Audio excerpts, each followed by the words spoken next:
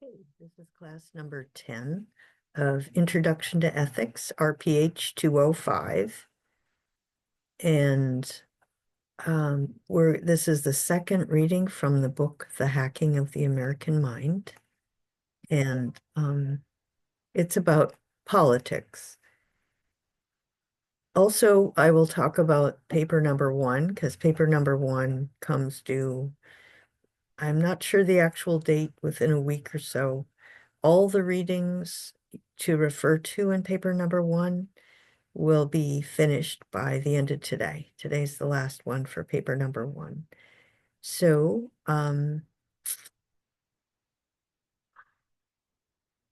let me screen share and I can get to the hacking of the American mind.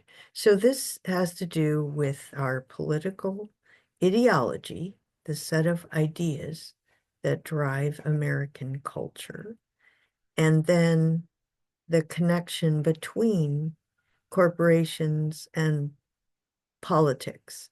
So in every society in the world, the two most powerful forces are money and power. And in a healthy, flourishing society, as Aristotle said, people with money and people with power are raised to want to use it, distribute it in a way that promotes a flourishing society, which would be a strong and stable middle class. And then opportunities for everyone in that middle class to develop their natural abilities, to have ambition, develop their opportunities, and then have an opportunity to exercise those abilities in the context of society so that they can do the best possible for them to promote social well-being. So in a corrupt society, um, the rich try to wrap the system around their finger and get richer and richer. They will even take the society to war for wealth. In a power-hungry society where the military take over, they will try to take the city to war for empire, just to have political domination over other countries. Um, in a philosophically run society, if your leaders are philosophical, not professional philosophers, if they love wisdom, they will be able to identify those sector of society of people that really care about power. And they think the military solves all problems, and they create threats to convince the society to go to war. And they think war solves problems. Now, a philosophical orientation would choose diplomacy way before war because war doesn't solve problems. It creates more problems. Whether it creates more problems than it solves is another question, but it definitely creates a lot of problems.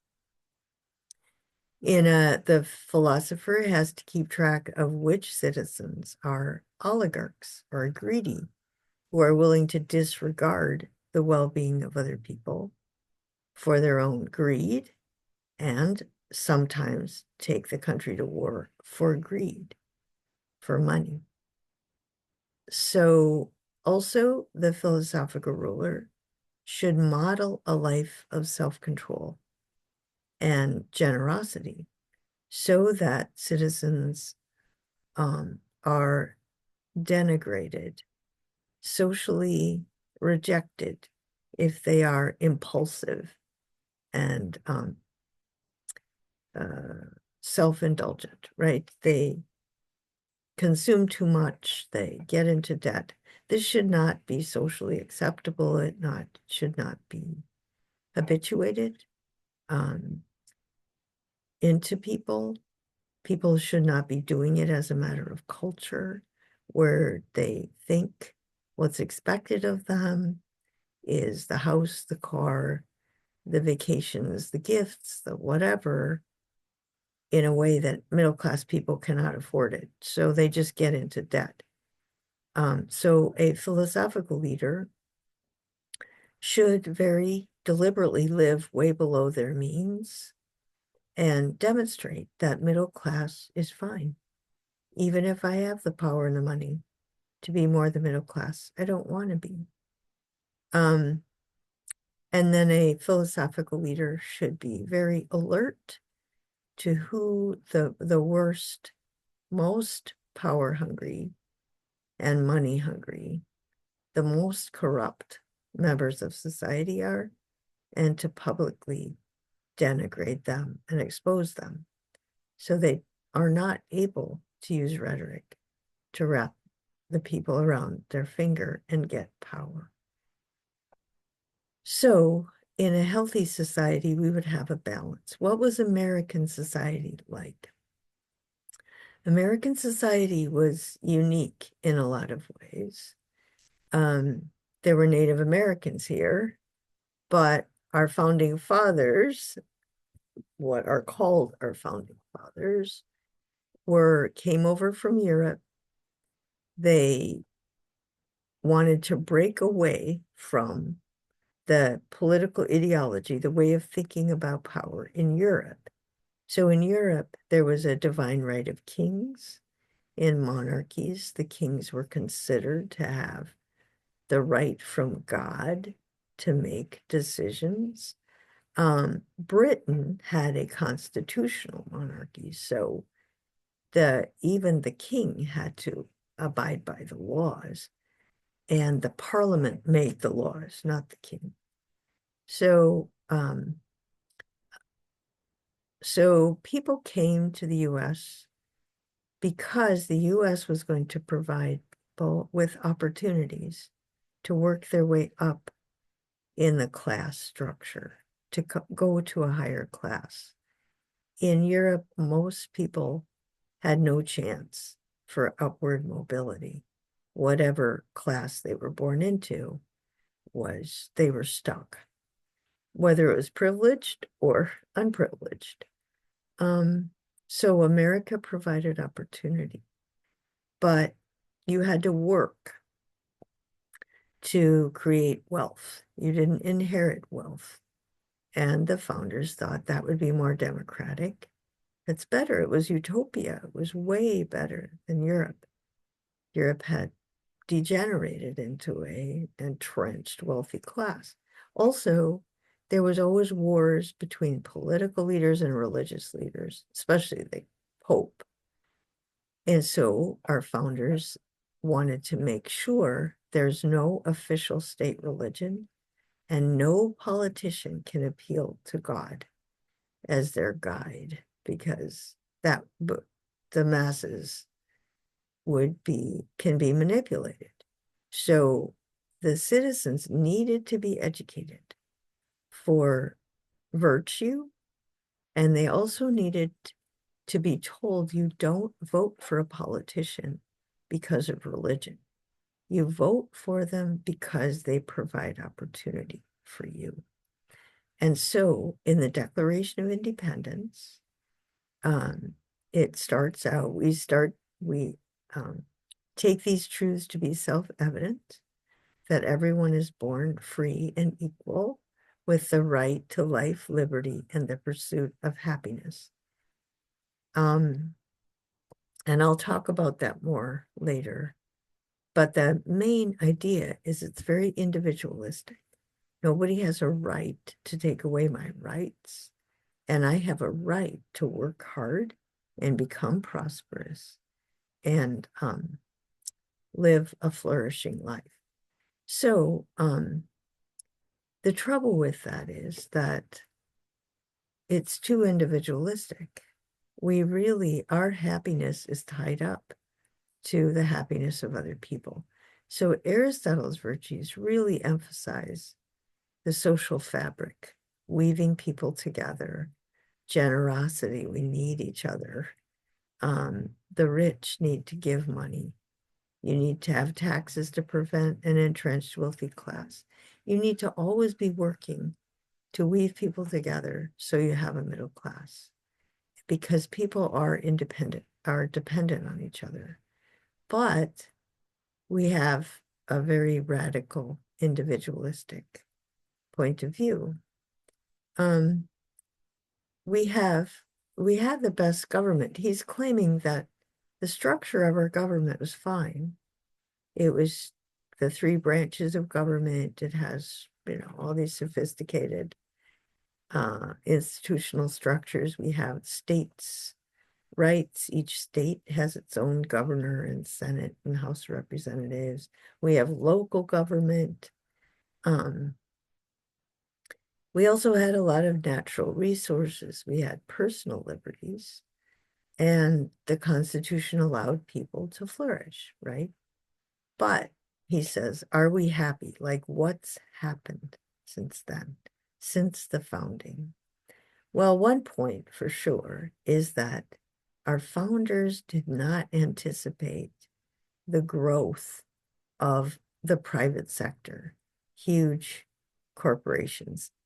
The only corporation that existed, the only way a corporation could exist at the beginning was the government created it, and the government monitored it, regulated it.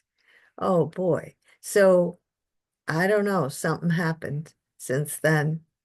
There was a Homestead Act where the government gave people land and they had to make it prosper. So people did start developing wealth. And then I assume that was how the private sector got separated from government. Government did provide the original limiting conditions, the original opportunities and the protection when the Native Americans tried to fight back when white Europeans came and took their land. If it was an official homestead, the U.S. military would come and fight against the Native Americans. So the government did create basically wealth by creating those homesteads and then encouraging people to work and create wealth. The US, but in a whole lot of ways today, I will talk a lot more about that later on when we study John Locke and literally our founders and how they wrote it and what they had in mind. But right now, I just want to focus on that's how we're structured, but we're faltering, right? We have a lot of struggling. Americans are not doing well, right? Our lifespan is low, and our healthcare costs 2.5 times more, and yet our lifespan is not any higher than any of the other developed countries. Plus, it's declining right now. The deaths of white Americans are due to diseases of despair. People don't have a future. They don't know. They want to have a decent middle class job, and they feel blocked that they'll never get there. And all they can anticipate is a much lower standard of living than their grandparents had, for example. And so there's suicides, overdoses of prescription and street opioids, cirrhosis of the liver, which is due to alcoholism, and I can't remember. There's shootings, of course, just lots of deaths because of a combination of despair and that we have available to us so many drugs and guns that if we get into an impulsive mood, right, Aristotle, if we get too impulsive, too pleasure-driven or too fear-driven or too that we can just kill ourselves with the addictive stuff that we have.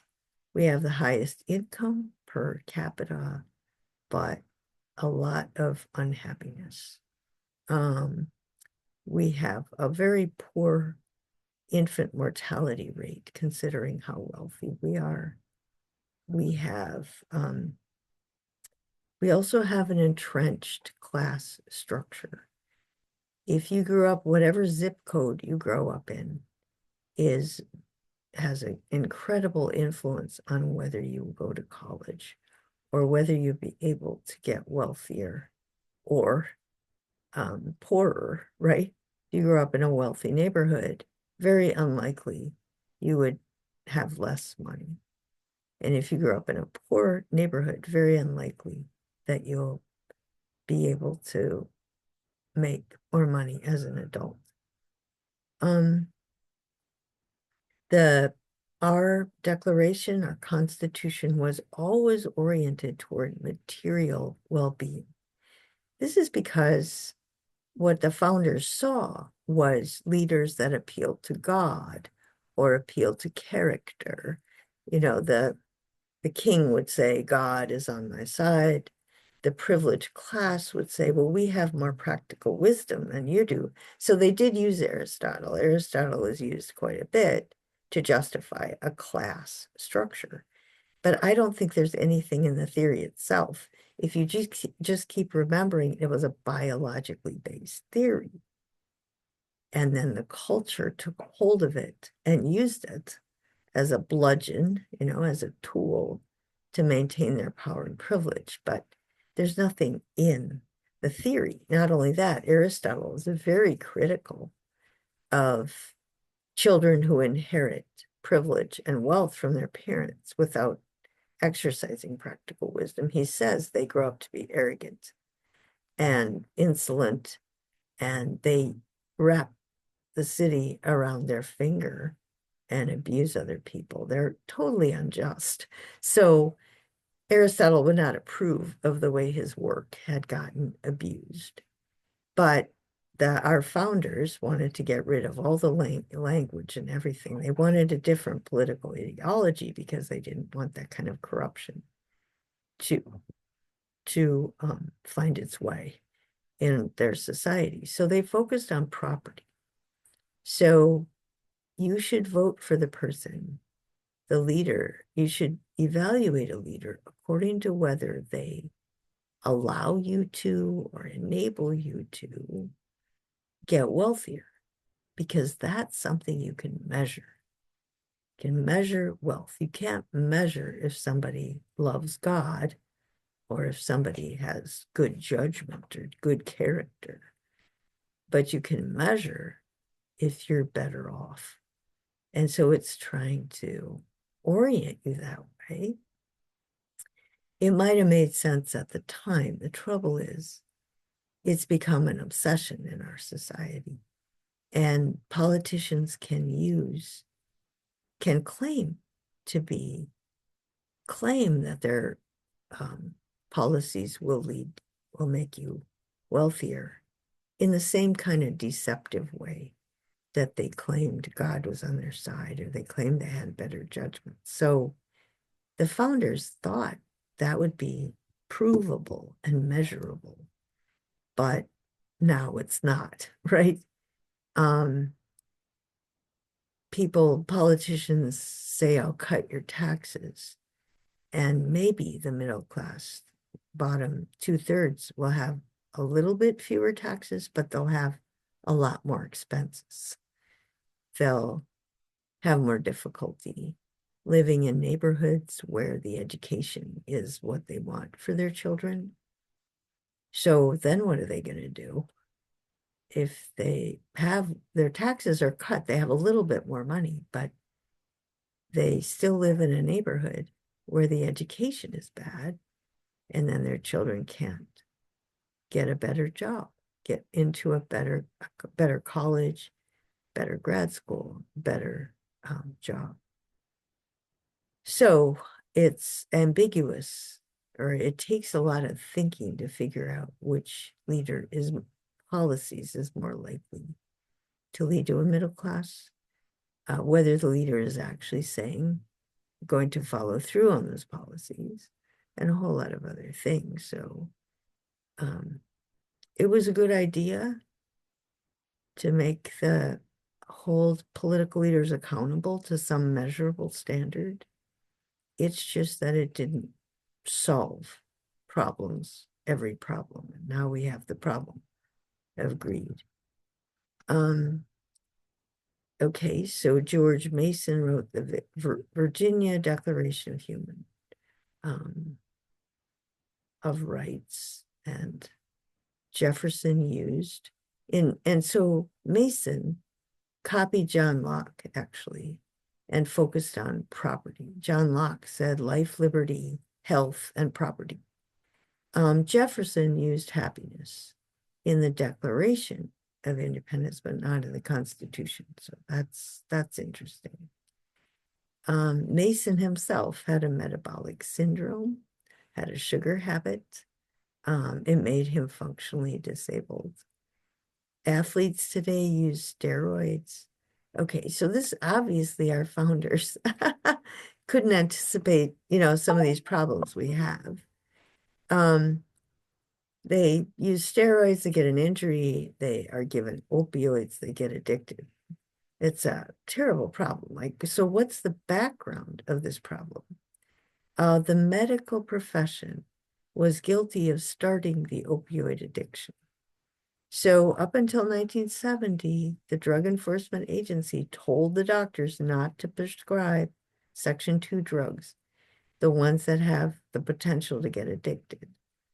And then people were suffering, So they're suffering from pain. So the American Medical Association responded, have a survey, and the physicians want to be able to prescribe these, and the hospitals.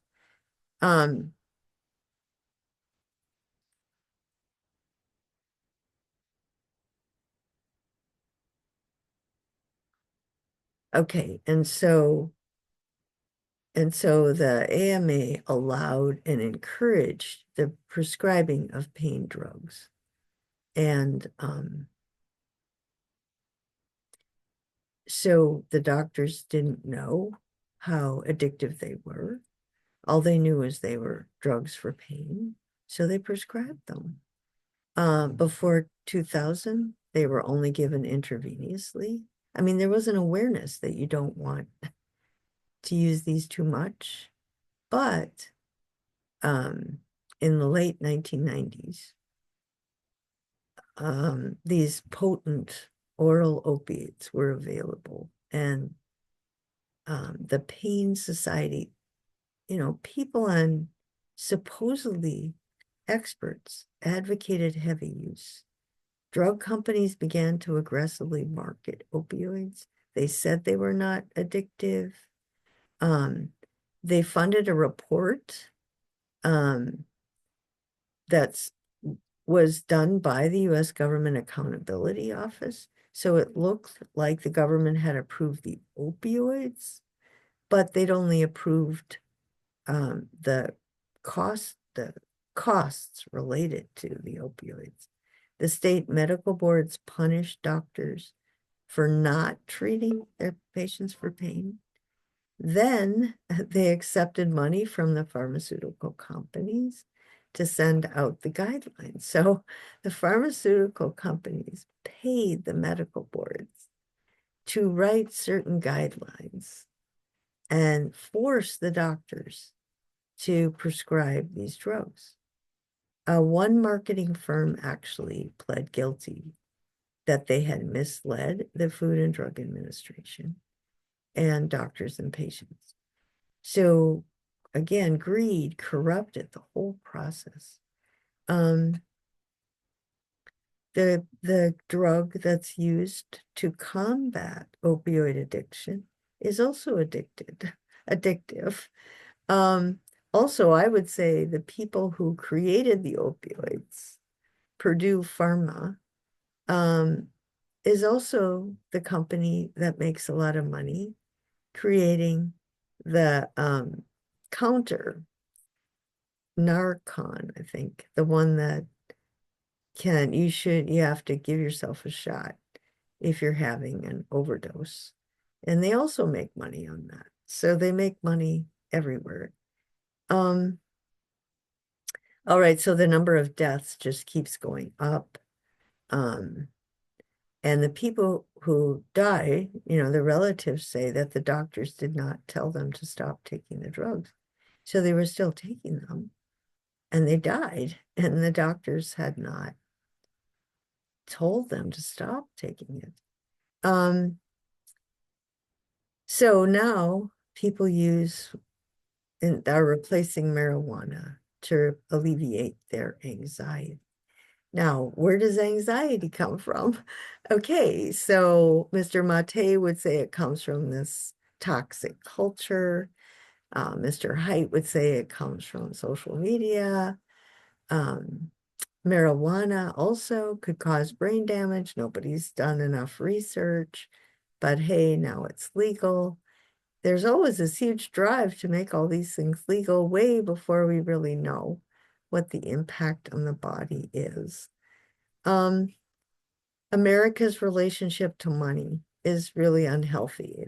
Obviously, this is at the root of the problem.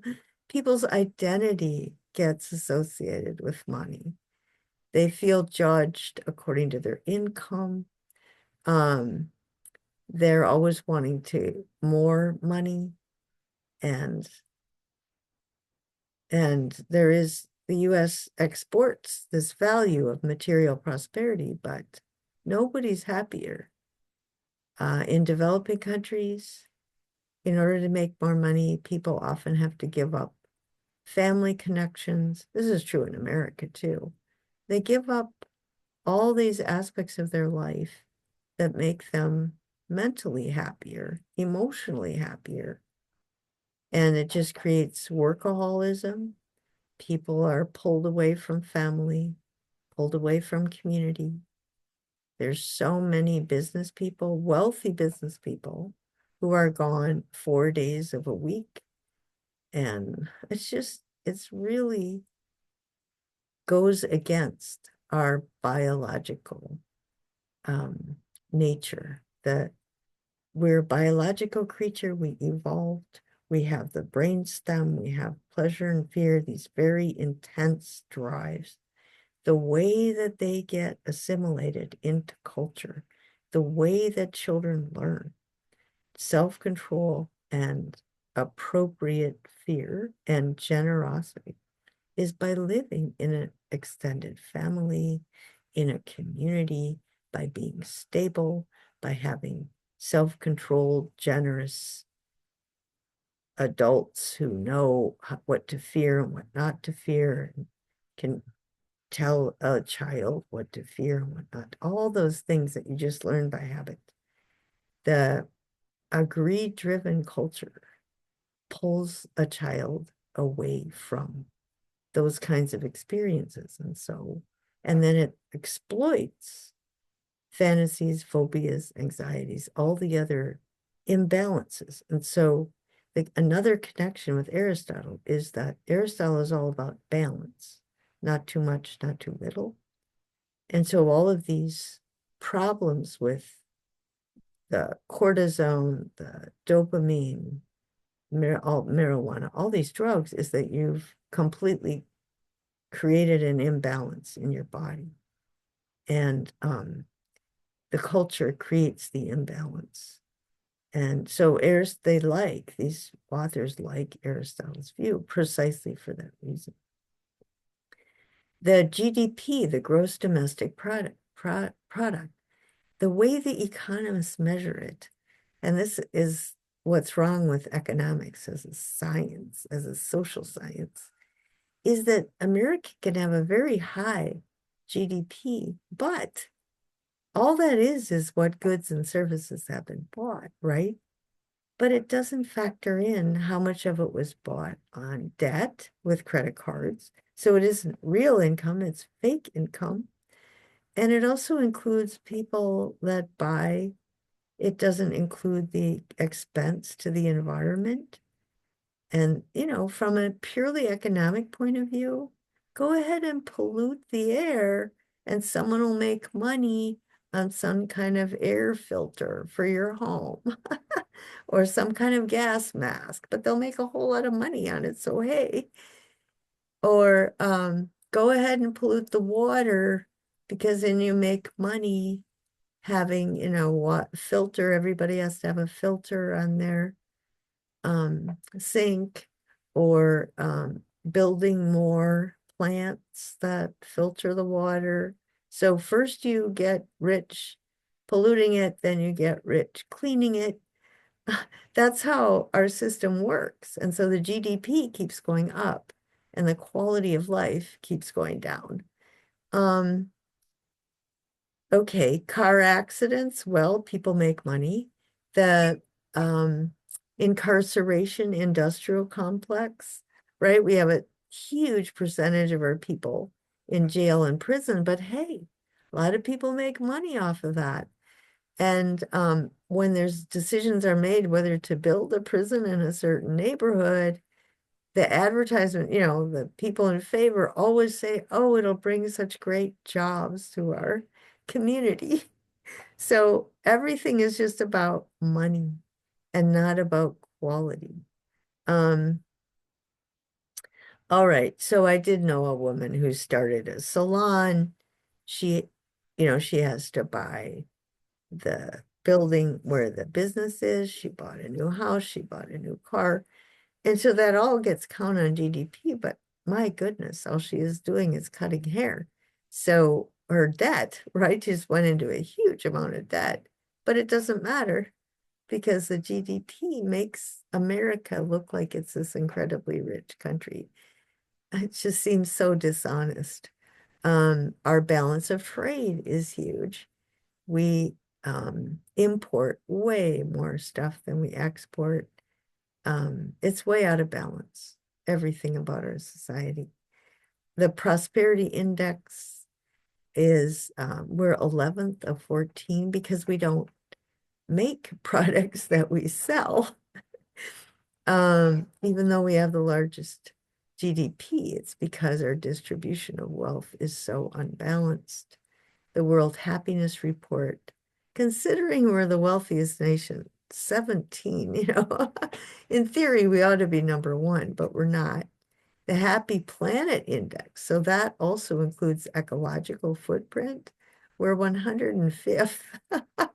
That's just incredible when we could be totally green. If we had decided to invest money, we could have done that 50 years ago. And here we are, number one in destroying the environment. And China and these other countries are really getting wealthy, creating green products. So it's another huge economic mistake we're making. And the way that our system feeds on itself is that if you remember with the sugar, dopamine is a reward system versus contentment. Serotonin is a contentment system in your brain, in your life. So material wealth is reward driven, right? So somebody's high on dopamine, they go out and sell people stuff. They keep having to get high, just like sports, you want to win, you have to get that dopamine high. Well, in sales, right? You want to win, you want to sell more stuff, you want to get that next raise. You're just all in on competing and winning. That's not a cooperative culture, it's not a cooperative system.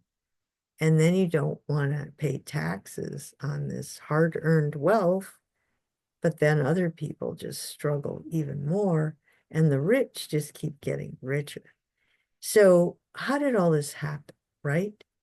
That Citizens United, so there's been a centralization of wealth over a long period of time.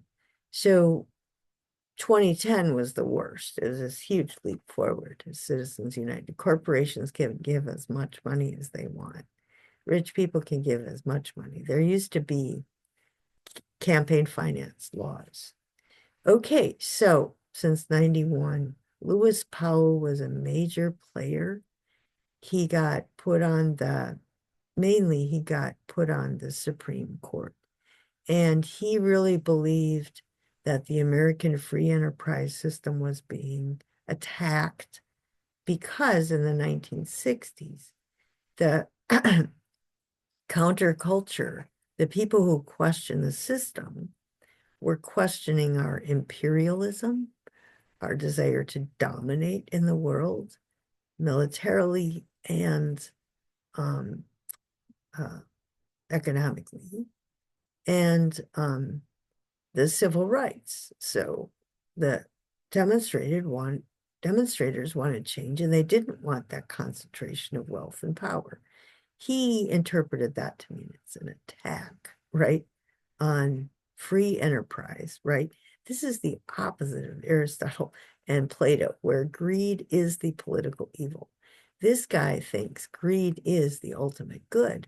He was put on the Supreme Court, and so the Supreme Court decides what laws are legal or illegal. So if you try to have laws that redistribute wealth, a Supreme Court justice could knock them down. Again, it's the opposite of what Aristotle would call statecraft. He thought corporate America needs to more aggressively influence politics and law. He set up the Chamber of Commerce. He took on the universities. There were all these think tanks that originally formed at that time, and there's even more of them now. And you hire a think tank is just a group of people who are hired because they agree with you. And then they get this status for you supporting whatever it was that the organization is dedicated to. And so many of them are dedicated to a free market. And I've heard people interviewed from those think tanks, and they are not liberally educated people. They do not they're not self-critical. They don't acknowledge that economic issues are complicated. They tend to make it cut and dried. They always favor cutting taxes, deregulating. It's just absolute fixation. And it's not true, right? The middle class is shrinking and shrinking, the opposite of what the Greeks thought and knew, Aristotle, 2,500 years ago. This is the opposite of where you should go if you want to have a flourishing society, but especially if you want to have a democracy. All right, so let's see. Most money goes to campaigns. Whoever wins in a political election is the one that had the most money. That's because people aren't paying attention, and they just wait and turn on the advertisements a month or two before. That's partly because the elections are close enough. So it's only people who are undecided toward the end who determine who wins. And there are people who just don't know the bigger context. So they turn on ads. So whoever has the most money can put on the most ads, and they win. So the laws started to be skewed toward corporations to the point where they can sue the federal government if they lose money because of some government policy. And that would include environmental laws. It would include equal pay laws, all sorts of laws. Anything that's trying to create a middle class is becoming illegal. The Supreme Court will knock it down. And the Supreme Court defends corporate profit. Again, this is the opposite of a healthy society. So our institutional structures are completely upside down from what you would need to have a flourishing society. When a corporation makes a decision and it's illegal, there's no person at the corporation who goes to jail, right? At best, they just pay a fine. So the people making the decisions have no reason to change. because they're not going to get caught. When there was the huge recession, only one person was prosecuted, and he was Egyptian. You know, all these people in those positions um, acted unjustly, let's put it that way, and never got caught. It was never considered against the law. Nobody took it to court. Um, Farm bills are structured to promote corporate wealth. There's subsidies for corn, and then that corn, the corporations use corn oil in their corn syrup. In their food, that's what makes it addictive. It's much cheaper than sugar. So they pay for the political campaigns. The politicians give farmers extra money for growing corn. Farmers grow corn, they make more money, sell it to the processors. Processors make addictive food. They make money. They give some of their money back to the politicians. The politicians win. You know, it's just a syndrome like that. And that's what the pharmaceutical companies, the medical industrial complex, that it's just a circle. Whatever rich people want, they pay for political campaigns. Politician wins. It's like the politician is their hired employee. They tell the politician what to do. Politician makes the laws. Farmers, everybody else, in order to profit, in order to survive, they have to pander to the demands of the corporation. And the corporations get richer and they have more money to give. All right. Let's see. Research on sugar exposed its effect on health, but the Sugar Association had a public relations propaganda campaign. You know, it wasn't considered illegal to tell lies about sugar. Okay, the American Legislative Exchange Council is the one that holds workshops for legislators. Okay, now that this party has won the election for you, or now that we've won the election and we belong to this party, everybody in this party has to go and make these bills, and then they get introduced to the state or the federal level. All right, the big funders are the food system, the pharma system, agriculture system, and guns. So these three are focused on the sugar issue that that the book is about. All right.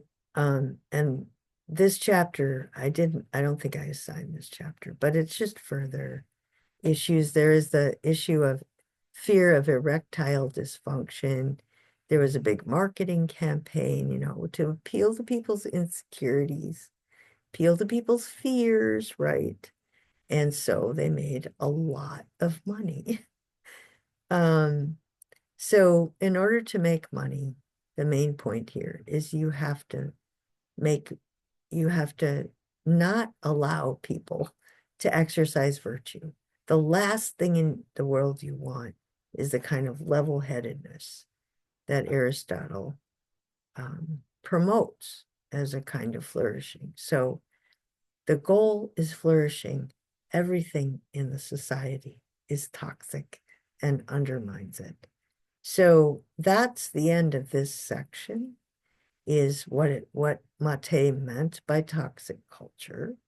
And then starting with the next lecture, we're going to talk about how did we get to this point in terms of our ideas, our development, the history behind all of this. So that's the lecture, number 10.